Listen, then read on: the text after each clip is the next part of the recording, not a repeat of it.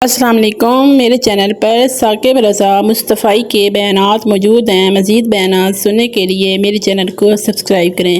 بہت شکریہ۔ ہارون الرشید گیا نا قبرستان کے قریب سے گزرا تو وہاں بہلول بیٹھا ہوا تھا۔ یہ مشہور مجازی میں سے مجذوب اس کو کہتے ہیں کہ تجلیات کے وفود سے جس کا شیشہ عقل ٹوٹ جائے اس کو مجذوب کہتے ہیں، اور لوگ اسے پاگل کہتے ہیں لیکن اصل میں تو عقل مند یہ ہیں۔ تو بہلول بیٹھا تھا قبرستان میں، تو ہارون الرشید گزرا تو بہلول نے توجہ نہ دی، تو ہارون الرشید نے چاہا کہ میں اس کو دکھاؤں کہ میں محل کیا ہوتے ہیں، تخت و تاج کیا ہوتے ہیں۔ اس نے دعوت دی، بہلول آؤ نا ذرا بغداد میں شہر کی رونقیں دیکھو، محلات کی زندگی دیکھو۔ تو حضرت بہلول نے جو جواب دیا بڑا خوبصورت تھا، کہا شہر والے سارے ادھر آ رہے ہیں، میں شہر کیا لینے جاؤں؟ تم مجھے شہر بلا رہے ہو اور شہر والے سارے روز ادھر آ رہے ہیں، تم کندھوں پہ اٹھا کے روز انہیں ادھر لاتے ہو اور میں شہر چلا جاؤں۔ تو بادشاہ کی بولتی بند ہو گئی۔ یہ بہلول بھی اسی قبیلے کا فرد تھا، دجلہ کے کنارے مٹی کے گھروندے پاؤں پہ بناتا ہے اور انہیں مسمار کر دیتا ہے۔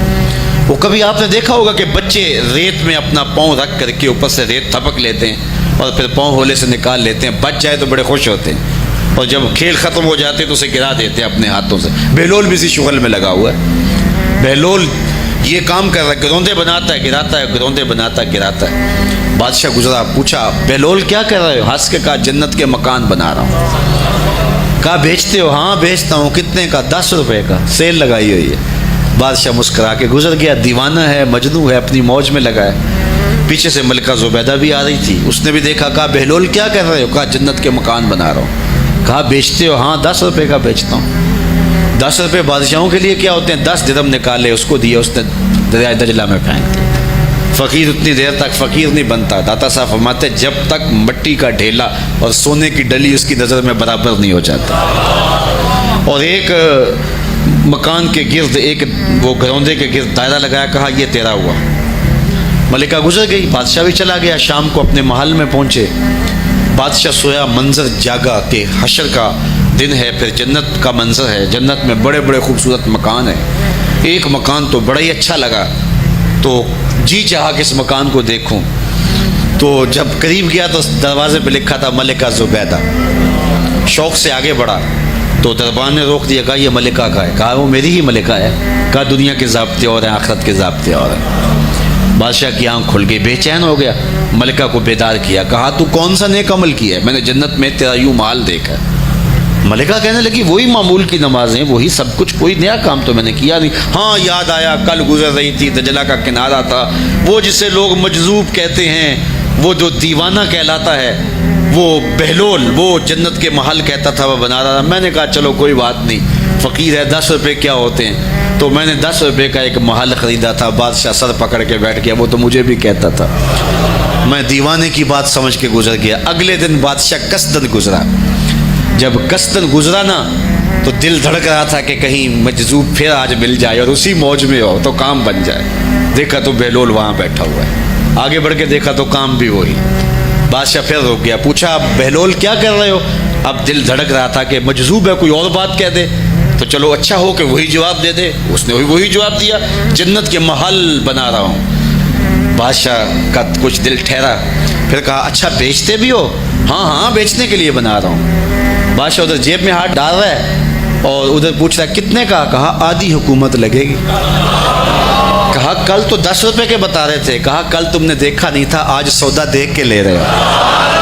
اللہ تعالیٰ ارشاد فرماتا ہے انما تنذر من اتبع الذکر وخشی الرحمن بالغیب، جو ان ڈٹھے سودے کرتے ہیں، جو بغیر دیکھ کے کرتے ہیں۔ کے مزار پہ حاضر ہوا تو حضرت جنید بغدادی اور حضرت شیخ شبلی کے مزار پہ، حضرت ذوالنون مصری کے مزار پہ اور دیگر مزار، یہ سارے دجلہ کے کنارے واقع ہیں۔ تو وہاں بچے کھیل رہے تھے، تو ہم نے ان بچوں سے پوچھا کہ یہاں کوئی اور مزار بھی ہے؟ تو انہوں نے اشارہ کر کے بتایا کہ آپ اس سمت جائیں تو آگے بہلول دانا کا مزار ہے۔ تو شوق تھا تو ہم وہاں گئے تو بہلول دانا کا مزار تھا، باہر لگا ہوا تھا بورڈ، تو شکستہ سا مزار تھا، ہم اندر داخل ہو گئے تو تو میں نے بہلول دانا کی قبر دیکھی کہ اس کی قبر کے اوپر جو غلاف پڑا ہوا تھا وہ بھی آدھا تھا اور پھٹا ہوا تھا۔ میں نے کہا فقیروں کی جو علامتیں ہوتی ہیں وہ مرنے کے بعد بھی پائی جاتی ہیں۔ آج بھی مجذوبیت کا رنگ اس کی قبر پہ نمایاں ہے، اور میں نے دوستوں کو کہا جو میرے ساتھ تھے، میں نے کہا دیکھو کو جو ہوتے ہیں نا مجذوب، بعض کا کپڑے بھی واجبی ہوتے ہیں ان کے اوپر، تو یہ دیکھیے کہ اس کا غلاف بھی جو ہے وہ آدھا ہے اور وہ بھی جگہ جگہ سے پھٹا ہوا ہے، تو اس کی قبر بھی اس کے جذب کی کہانی سنا رہی ہے۔ تو یہ دریائے دجلہ کے کنارے گھومتا تھا اور لوگ اس سے ملتے تو جو اس کی زبان سے نکلتا وہ پورا ہو جاتا۔ تو ایک دن دریائے دجلہ کے کنارے یہ گھوم رہا تھا کہ ہارون رشید اپنے مکان کی، اپنے محل کی چھت پہ ٹہلتے ٹہلتے بہلول کو دیکھتا ہے، تو خادموں کو کہا کہ ذرا اسے میرے پاس حاضر کرو۔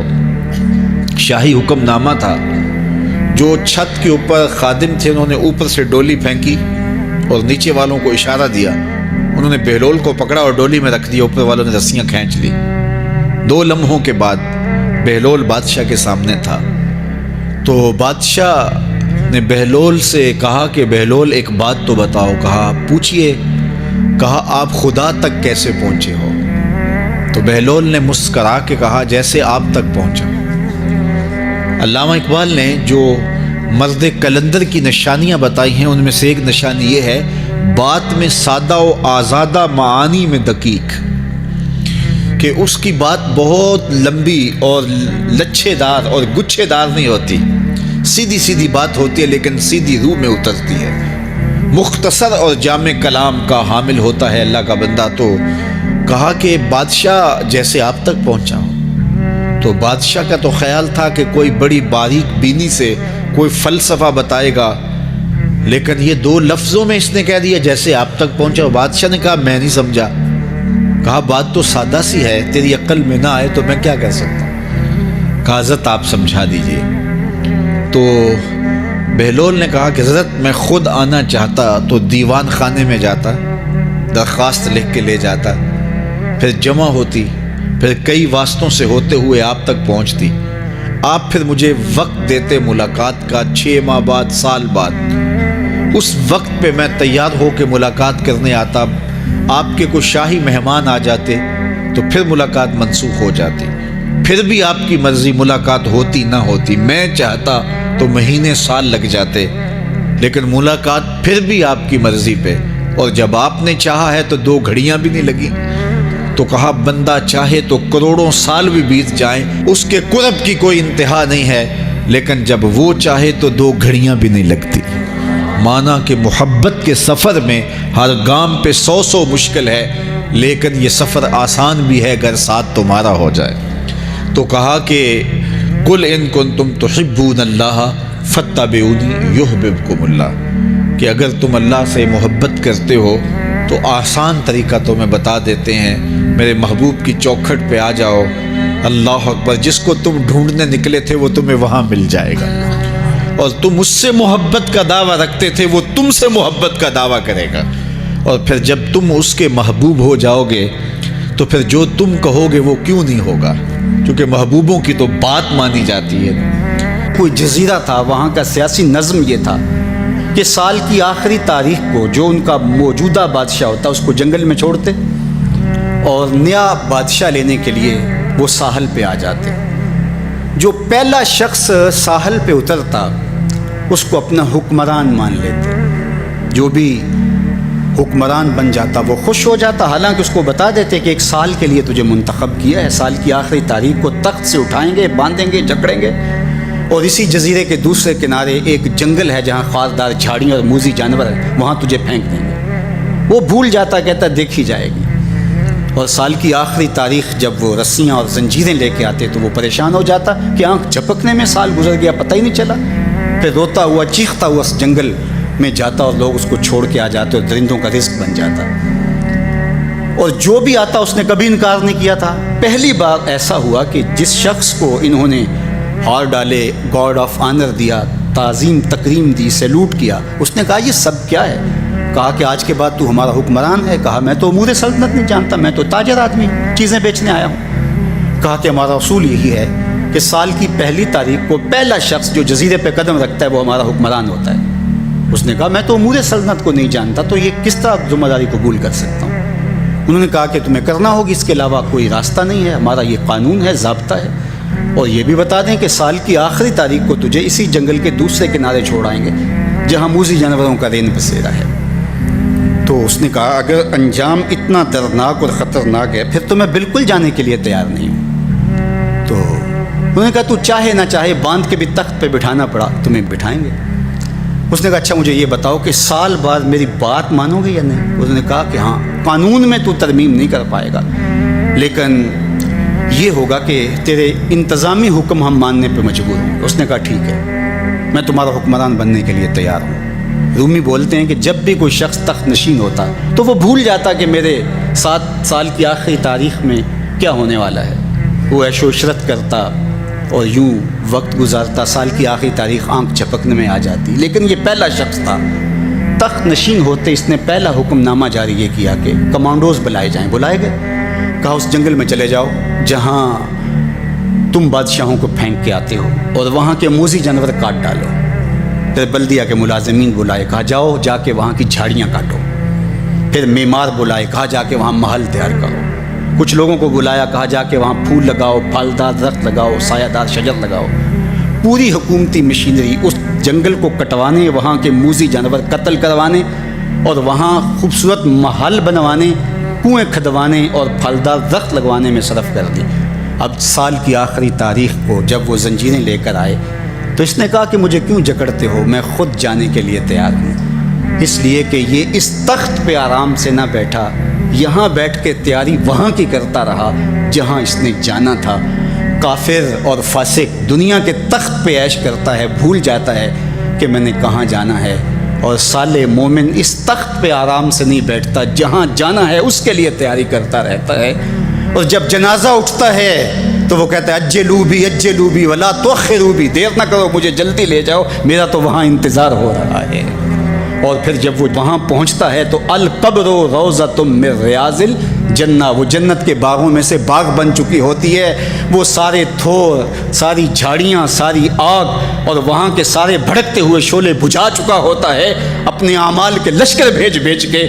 ہم نے دیکھنا ہے کہ ہم یہاں آخرت کے لیے کچھ بھیج رہے ہیں کہ یہیں سب کچھ لٹا رہے ہیں. دنیا کے مختلف ممالک میں جانا ہوتا ہے. تو ایک دفعہ میں اٹلی گیا تو وہاں ایک شہر میں مجھے کچھ دوست لے گئے, تو وہ چھوٹا سا گھر تھا, تو 20 سے 30 لوگ وہاں رہ رہے تھے. تو میں بڑا حیرت زدہ ہوا, تو میں نے کہا کہ آپ یہاں تنگ سی جگہ پہ 20-25 لوگ رہ رہے ہیں تو اتنی مشکل میں کیوں رہ رہے ہیں, تو کوئی بڑا سا گھر خرید لیں, آسودہ رہیں. تو انہوں نے کہا کہ جناب آپ ہمارے علاقے میں جا کے دیکھیں, 5-5 کنال کے گھر ہم نے وہاں شروع کیے ہیں. ہم یہاں کمائی کرنے آئے ہیں, عیش کرنا تھوڑے آئے ہیں. ہم تو چند سالوں کے لیے یہاں آئے ہیں, اس لیے ہم یہاں سے کماتے ہیں, بھیجتے وہاں ہے جہاں ہم نے ہمیشہ جا کے رہنا ہے. میں نے کہا یہی تو میں سمجھانے آیا ہوں, جہاں جتنا رہنا ہے وہاں کا انتظام بھی اس حساب سے کرو. حضور نے فرمایا کن فی الدنیا کانک غریب او عابر السبیل, دنیا میں ایسے رہو جس طرح مسافر اجنبی رہتا ہے. دنیا پر جینا لگا کے بیٹھ جاؤ, چند دن کے لیے آئے ہو. یہ آخرت کی کھیتی ہے, دارالعمل ہے, وہ آخرت دارالجزا ہے. تو قبل اس سے کہ وہ وقت آئے ہاتھ ملتے رہ جائیں, توبہ کا در کھلا ہے. سورج ابھی مغرب سے طلوع نہیں ہوا, اللہ کی رحمتیں برس رہی ہیں. اٹھے ہوئے ہاتھ وہ موڑتا نہیں, خالی نہیں پھیرتا. تو اس کی دہلیز, اس کا در, اس کی چوکھٹ نہ چھوڑنا, اور آج غور کرنا کہ ہم کھڑے کہاں ہیں. اور کائنات کا سارا حسن حضور کے قدموں میں ہے. تو کہا محبوب مجھے قسم تیرے زمانے کی, انسان خسارے میں. اب انسان تو خسارہ ماننے کو تیار نہیں ہے. وہ کہتا میں تو خسارے میں نہیں ہوں, میں تو ہواؤں کے دوش پہ اڑتا ہوں, میں تو کائنات کو نخچیر بنایا ہوا ہے, زمانہ میرا باج گزار ہے, ستاروں پہ کمندے میں ڈال چکا ہوں, میں اپنی زندگی کو آسائشوں سے بھر لیا ہوا ہے. کہاں وہ گھاس پھوس کے جھونپڑے اور کہاں عالی نصب کوٹھیاں, کہاں کھانے کے لیے نان شبینہ بھی میسر نہیں تھا، اور کہاں اتنے کھانے کہ انتخاب مشکل ہو جاتا ہے، کہاں پیوند لگے ہوئے کپڑے، اور کہاں اتنے لباس ہیں کہ بدلنے کی باری نہیں آتی ہے۔ تو میں تو خسارے میں نہیں ہوں، میں تو ہواؤں کے دوش پہ اڑتا ہوں، میں تو سمندر کی تہوں میں اتر جاتا ہوں، میں تو پوری دنیا کو گلوبل ولیج بنا لیا ہوا ہے، میں تو کائنات کا سارا حسن کشید کر لیا ہے، میں تو خسارے میں نہیں ہوں۔ اللہ کہتا ہے محبوب مجھے قسم تیرے زمانے کی یہ خسارے میں ہے، یہ خسارہ ماننے کو تیار نہیں، اور اللہ کہتا ہے محبوب مجھے تیرے زمانے کی قسم یہ خسارے میں ہے۔ تو امام راضی فرماتے ہیں، آپ فرماتے ہیں جو خسارہ ہے یہ انسانیت کا ہے۔ اگر یہ ہواؤں کے دوش پہ اڑتا ہے تو یہ انسان کا کمال نہیں ہے، یہ تو چڑیا بھی اڑتی ہے، یہ تو مکھی بھی اڑتی ہے، اگر یہ پانی میں تیرتا ہے تو یہ تو مچھلی بھی تیرتی ہے، اگر اس نے آسائشیں اور سہولتیں اپنے لیے تلاش کر لی ہیں تو وہ تو دوسری مخلوقات کو بھی حاصل ہے۔ تو انسان کا خسارہ ہے، انسان کا یہ جو عروج جس کی یہ کہانی سنا رہے یہ حیوانیت کا عروج ہے، اس کی انسانیت کہاں گئی؟ ہواؤں کے دوش پہ تو اڑتا ہے لیکن من کی دنیا سے تو ناآشنا ہے، یہ ستاروں پہ کمندے تو ڈال رہا ہے، ہمسائے کی تو خبر نہیں سے کو، یہ دنیا کے اوپر بڑا باخبر شخص ہے لیکن اسے جو ہے وہ اپنے من کی خبر بھی نہیں ہے۔ ہمارا نرم رو قاصد پیام زندگی لایا، خبر دیتی تھی جن کو بجلیاں وہ بے خبر نکلے، یہ تو من سے ناآشنا ہے، کہاں گئی اس کی انسانیت؟ یہ ہواؤں میں اڑتا ہے، اگر چاند کی چھاتی پہ قدم رکھ چکا ہے وہاں سے خاک لا کے دکھاتا پھرتا ہے کہ یہ میں نے جو چاند سے خاک جو ہے وہ اکٹھی کی تھی اور یہ دیکھو میں تمہارے سامنے رکھ رہا ہوں۔ تو زمین پہ پہلے تھوڑا بوجھ تھا کہ اور خاک لے آیا، انسانیت کو اس کا کیا فائدہ ہوا؟ یہ انسانیت کا عروج نہیں ہے، انسان تو خسارے میں ہے، انسانیت تو ڈوب رہی ہے۔ گھر کی آگ بجھی تو کچھ سامان بچا تھا جلنے سے، سو وہ بھی ان کے ہاتھ لگا جو آگ بجھانے آئے تھے۔ اس کی انسانیت کہاں گئی؟ یہ بھائی ہو کے بھائی کا گلا نہیں کاٹ رہا، کہاں گئی اس کی انسانیت؟ کہا محبوب مجھے قسم ہے تیرے زمانے کی یہ خسارے میں ہے، اور قسم محبوب کے زمانے کی اس لیے فرمائی کہ محبوب کے زمانے میں انسان عروج پہ تھا، انسان نقطہ کمال پہ تھا۔ اس دور کا انسان دیکھنا ہو تو ابو بکر و عمر کو دیکھو۔ تو کہا محبوب مجھے قسم تیرے زمانے کی یہ انسان خسارے میں، اگرچہ یہ ہواؤں کے دوش پہ اڑتا ہے لیکن اس کی انسانیت لٹ چکی ہے، اور اگر اس نے انسان دیکھنا ہے تو محبوب آئے تیرے دور میں۔ یہ تو بھائی بھائی کا گلا کاٹ رہا ہے، خون سفید ہو گیا، ایکسیڈنٹ میں جو بچ جاتے ہیں وہ مرنے والوں کی گھڑیاں اتارتے ہیں، اس کی تو حالت انسانی جو ہے وہ برباد ہو چکی ہے، لیکن حسن دیکھنا ہے انسانیت کا تو آئے تیرے دور میں۔ جب ایک شخص زخموں سے چور تڑپ رہا ہے اور کہتا ہے العطش، ہائے مجھے پیاس لگی ہے، ایک بندہ کہیں سے پانی کا پیالہ لیے اس کی پیاس بجھانے کے لیے آگے بڑھتا ہے اور اس کو پانی دیتا ہے، اور وہ بھی ہونٹوں تک لے آتا ہے کہ دوسری طرف سے آواز آتی ہے العطش، تو یہ پیالہ اسی وقت پیچھے کر دیتا ہے اور کہتا ہے میرے بھائی کو شاید زیادہ پیاس لگی ہے، پہلے اسے دے دو مجھے بعد میں دینا۔ اور یہ جب اس کے پاس جاتا ہے اور وہ پانی پینے لگتا ہے تو تیسری جگہ سے آواز آتی ہے، یہ اسے پانی دیتا ہے تو چوتھی جگہ سے آواز آتی ہے، حتیٰ کہ 7 اشخاص کے پاس پانی لے کے جاتا ہے اور ہر ایک آگے ترجیح دیتا ہے، اور جب وہ 7ویں شخص کے پاس پہنچتا ہے تو پہلے کے کرانے کی آواز بڑھ جاتی ہے، یہ کہتا ہے پیچھے بھاگ پہلے اسے پانی دے، اور جب یہ پلٹ کے آتا ہے تو اس کی روح پرواز کر جاتی ہے، پھر دوسرے کے پاس جاتا ہے تو اس کی روح پرواز کر جاتی ہے۔ پانی کا ایک پیالہ اور 7 آدمی زندگی اور موت کی کشمکش میں، نزع کا عالم، اور ایک دوسرے کو ترجیح دے رہے ہیں۔ کہا یہ تھا حسن انسانیت کا، محبوب جو تیرے زمانے میں تھا، مجھے قسم تیرے زمانے کی یہ انسان خسارے میں ہے، اگر خسارے سے بچنا ہے تو دامن محمد کا تھامنا ہوگا۔ الا الذین آمنوا کا بیان اس پہ گواہی دے رہا ہے۔ تو یہ انسان کا خسارہ ہے، انسانیت کا خسارہ ہے۔ شیخ زادہ نے بیضاوی کے حاشیے میں ایک اور خسارے کا پہلو بیان کیا حضرت علی المرتضیٰ رضی اللہ تعالی عنہ سے۔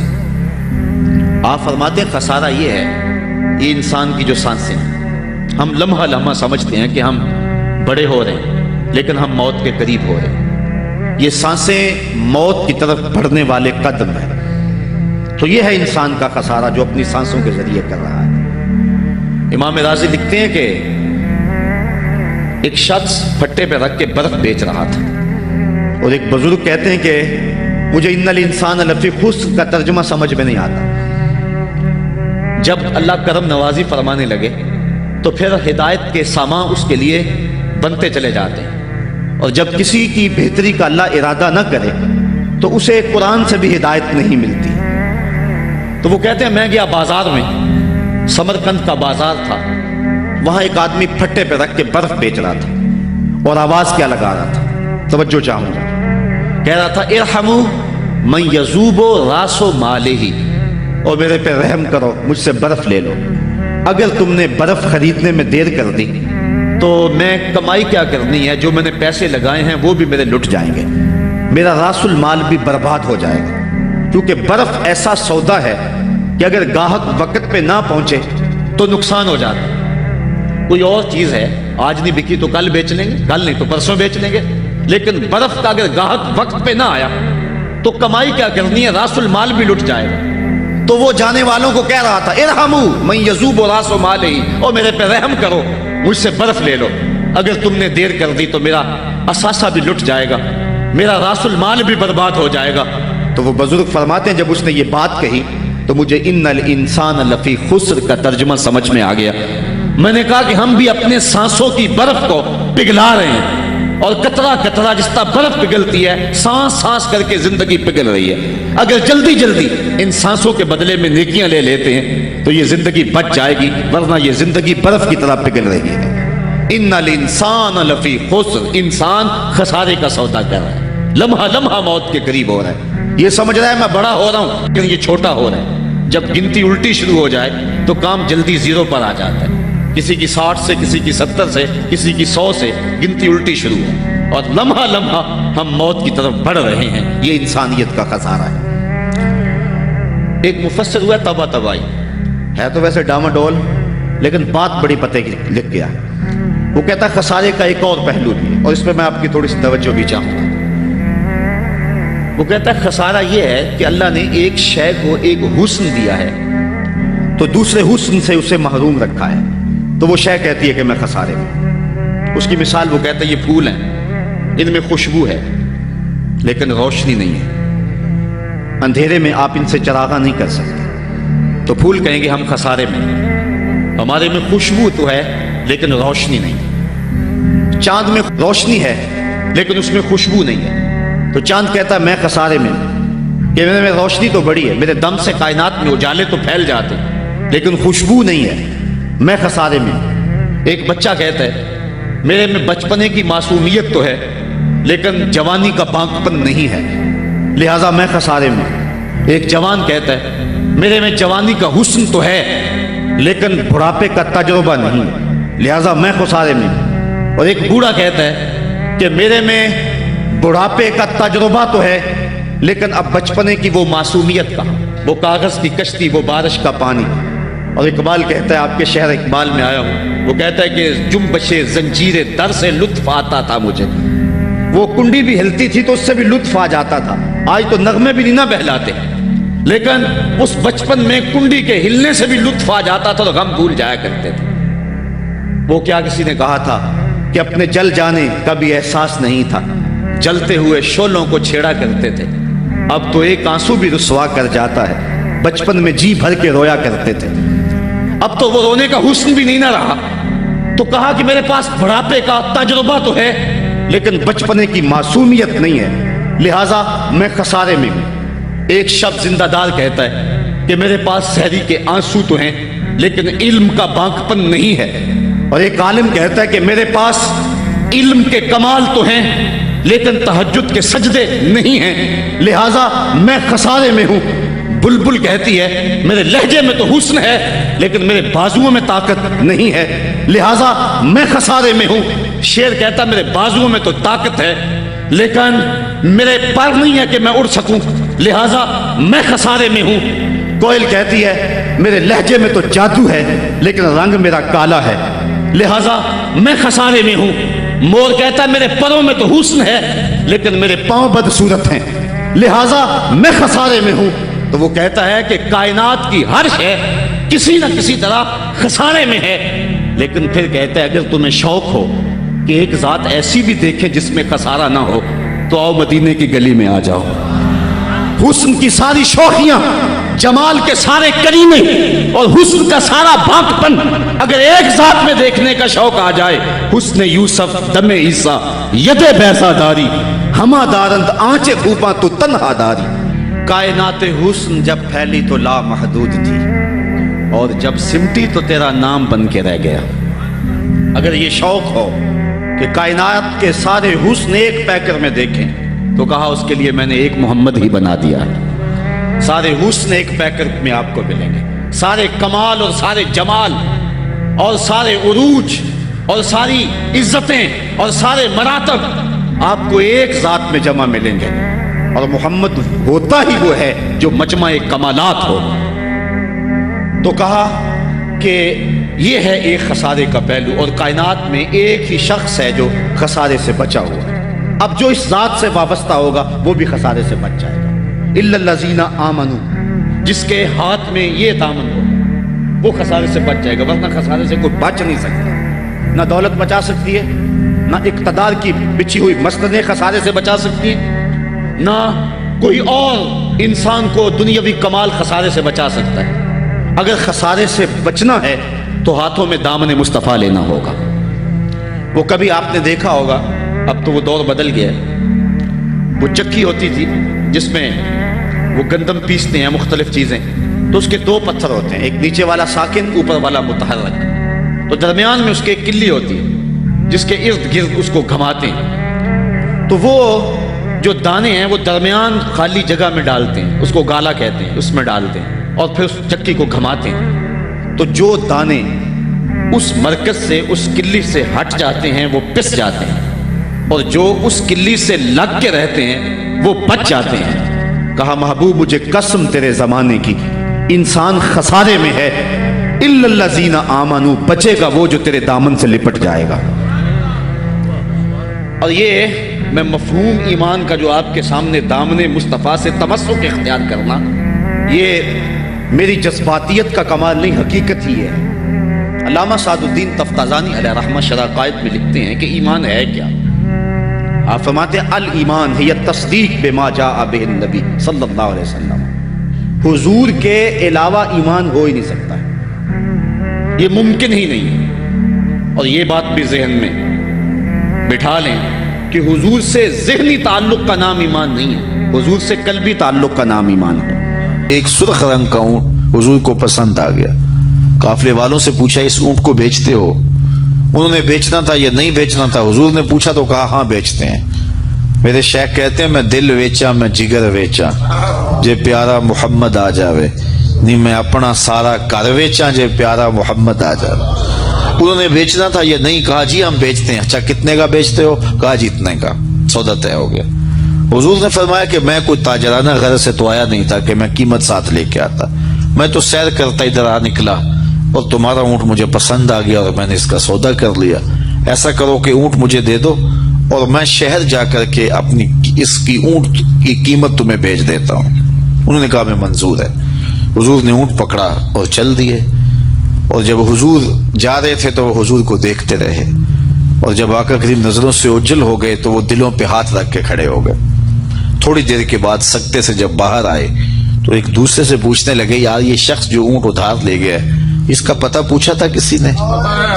جب کسی کو نقد سودا دیا جائے تو اس کا عطا پتہ پوچھنے کی ضرورت نہیں ہوتی، اور جب کسی کو ادھار دیں تو یا آپ اسے جانتے ہو یا درمیان میں کوئی ضامن ہو یا کوئی چیز گروی رکھی جائے۔ اور کہا ایک شخص آیا، تم نے اس کو اونٹ دے دیا، اس کا پتہ بھی نہیں پوچھا، اس نے کوئی درمیان میں ضامن میں نہیں دیا، تم نے کوئی شے بھی گروی نہیں رکھی اس کی، تو یار تم سب کی عقل پہ پردہ آ گیا، اس کا پتہ تو پوچھ لیتے، قیمتی اونٹ لے گیا۔ ایک بولا یار جب وہ باتیں کرتا تھا منہ سے پھول جھڑتے تھے، اذا تکلم رؤیا کالنور یخرج من بین ثنایا ہو، کہا میں تو اس منظر کو دیکھتا رہ گیا۔ دوسرا کہنے لگا یار جب وہ جو ہے وہ مسکراتا تھا سامنے والے پہاڑوں پہ عکس پڑتا تھا، اذا ضحک یتلالا فی الجدر، تیسرا بولا یار میں تو اس کی آنکھیں ہی دیکھتا رہ گیا، کیا خوب سجن دیاں اکھیاں نے، کیا خوب سجن دیاں اکھیاں نے، جویں پر کے سرائیاں رکھیاں نے، تو اجے میرا یار نہیں ڈٹھا جنوں ویکھ کے چند شرماوے، ادھی راتی دن چڑھ جاوے جیو رخ تو نقاب اٹھاوے، تے جیو نکلے سیر کرن نو سارا گلشن سیس نواوے، اتے دھرتی لف لف جاوے جے ہاتھ پھلاں وچ رکھدا، ہاتھ پھلاں تو ود جاوے، نین نشیلے مست رسیلے وچ سونا کجل سہاوے، اکھ اگڑے تے انج پیا جاپے جویں میں خانہ کھل جاوے،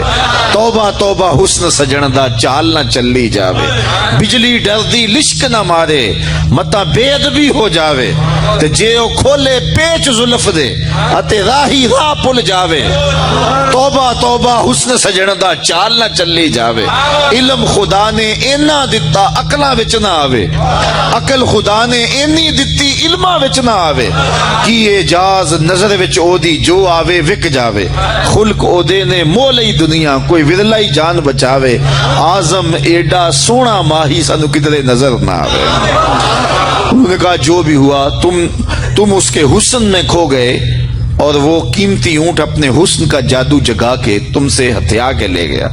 امام زرقانی لکھتے ہیں جب انہوں نے یہ کہا نا کہ قیمتی اونٹ ہتھیا کے لے گیا، تو اب تک خاموش بیٹھی خیمے کے پردے کی اوٹ میں بیٹھی قافلے کے سردار کی بیوی نے خیمے کا پردہ سرکایا اور ان سے مخاطب ہو کے بولی انا ضامنۃ لسامان جمالکم لا یغدر بکم، خبردار اس کے خلاف کوئی بات کی تو اگر وہ قیمت نہ دینے آیا تو مجھ سے لے لینا، میں اس کی ضامنہ ہوں۔ انہوں نے کہا اچھا تو اسے جانتی ہے؟ کہا واللہ میں بھی نہیں جانتی۔ تو کہا پھر ضمانت کیسے دے رہی ہے؟ کہا جب تم سودا کر رہے تھے خیمے کی اوٹ سے میں نے اس کا چہرہ دیکھا تھا، اور جس کا چہرہ اتنا سونا ہو وہ جھوٹ بول ہی نہیں سکتا ہے۔ تھوڑی دیر گزری تو حضور کے غلام آ گئے کہ کون ہیں لوگ جن سے ہمارے آقا نے اونٹ خریدا تھا؟ انہوں نے کہا جی ہم لوگ ہیں۔ کہا یہ حضور نے کھجوریں تمہاری ضیافت کے لیے بھیجی ہیں اور یہ تمہاری قیمت ہے۔ انہوں نے کہا قیمت بعد میں دینا، ہم تو خود بک گئے ہیں، ہمیں پہلے بتاؤ وہ پیارا رہتا کہاں ہے؟ تو کہا یہ نخلستان مدینہ جو سامنے دکھائی دیتا ہے یہی ڈیرے ہیں اس محبوب کے۔ تو امام زرقانی لکھتے ہیں سارا قبیلہ، اس قبیلے کا نام تھا وفد طارق، وہ سارے کا سارا وفد طارق اٹھا اور مدینہ المنورہ پہنچا اور حضور کے قدموں میں جا کے بیٹھ گیا، تیری تک کے ادامہ میں مرید ہو گئے۔ تو چہرہ اتنا خوبصورت تھا، اللہ اکبر، دیکھنے والے کہا کرتے ہیں اللہ اللہ، یاد آتا ہے خدا دیکھ کے صورت تیری۔ تو کسی سے اگر پیار اس لیے کیا جاتا ہے کہ وہ سونا بڑا ہے تو پھر آؤ نا اس سے پیار کیجئے جو اتنا سونا ہے۔ یہ پیر مہر علی بول کے کہنے لگے مکھ چند بدر شاہ شانی ہے، مت چمک دی لاٹ نورانی ہے، کالی زلف تے اکھ مستانی ہے، مخمور مد بھریاں۔ اعلی حضرت بریلی سے بول رہے ہیں، ذرا لہجہ دیکھیے کتنا خوبصورت ہے۔ بلبل نے گل ان کو کہا، بلبل کی منتہائی پرواز تو یہ کسی کو پھول کہتے، وہ پھول سے آگے تو سوچ نہیں سکتی، لیکن اس نے بھی پھول کہہ دیا۔ بلبل نے گل ان کو کہا، کمری نے سروے جاں فضا، حیرت نے جھنجھلا کے کہا یہ بھی نہیں وہ بھی نہیں، خورشید تھا کس زور پر کیا بھڑ کے چمکا تھا کمر، بے پردہ جب وہ رخ ہوا یہ بھی نہیں وہ بھی نہیں۔ وہ حسن دیا اللہ نے اپنے محبوب کو، تو کسی سے اگر اس لیے پیار کیا جائے کہ وہ سونا بڑا ہے تو مجھے بتاؤ کہ حضور جیسا سونا زمانے میں کوئی ہو سکتا ہے؟ اللہ اکبر، سارے حسن حضور کے قدموں سے پھوٹتے ہیں۔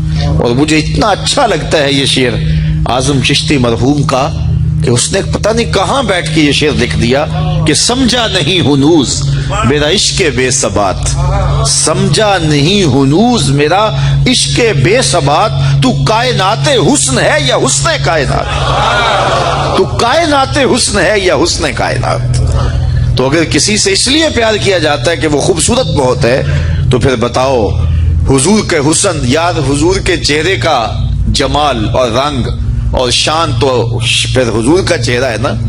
حضرت میمونہ بنت کردم رضی اللہ تعالیٰ عنہ فرماتی ہیں کہ مجھے حضور کی زیارت کا شوق ہوا تو میں اپنے والد گرامی کے ساتھ حضور کی زیارت کے لیے حجۃ الوداع کے موقع پہ میں حج کے لیے گئی، اور حضور سواری پہ بیٹھے تھے اور میں اپنے والد گرامی کے ساتھ حضور کی قربت حاصل کرنے کے لیے اور حضور کی زیارت کے لیے پہنچی۔ حضور کے چمکتے چہرے پر نظر جم نہ سکتی تھی اور میرے میں ہمت نہ ہوئی کہ میں حضور کے چہرے کو دیکھ سکوں، تو حضور سواری پہ بیٹھے تھے تو میں حضور کے پاؤں کو دیکھنے لگی۔ فرماتی ہیں کہ حضور کے انگوٹھے کے ساتھ والی جو انگلی تھی اس کا قد باقی انگلیوں کی مناسبت سے لمبا تھا۔ فرماتی ہیں ما نسیتو فی ما نسیتو طولا اصباحو، کہتی ہیں کہ آج تک اتنا عرصہ گزر گیا ہے، حضور کی مبارک انگوٹھے کے ساتھ والی انگلی کا حسن ہی میری نگاہوں سے زائل نہیں ہوتا۔ یار جس کی انگلی اور جس کے پاؤں کا حسن اتنا ہے اس کے چہرے کی جمال کی کیفیت کیا ہوگی؟ وہ کسی شاعر نے کہا تھا نا کہ قدموں پہ جبیں کو رہنے دو، چہرے کا تصور مشکل ہے۔ قدموں پہ جبیں کو رہنے دو، چہرے کا تصور مشکل ہے۔ جب چاند سے روشن ایڑی ہے رخسار کا عالم کیا ہوگا؟ جب چاند سے روشن ایڑی ہے رخسار کا عالم کیا ہوگا؟ تو حضور علیہ الصلوۃ والسلام کے حسن اور حضور کے جمال کی وجہ سے اگر پیار کیا جائے تو پھر مجھے بتاؤ کہ حضور علیہ الصلوۃ والسلام سے بڑھ کر کائنات میں حسین کون ہو سکتا ہے، خوبصورت کون ہو سکتا ہے؟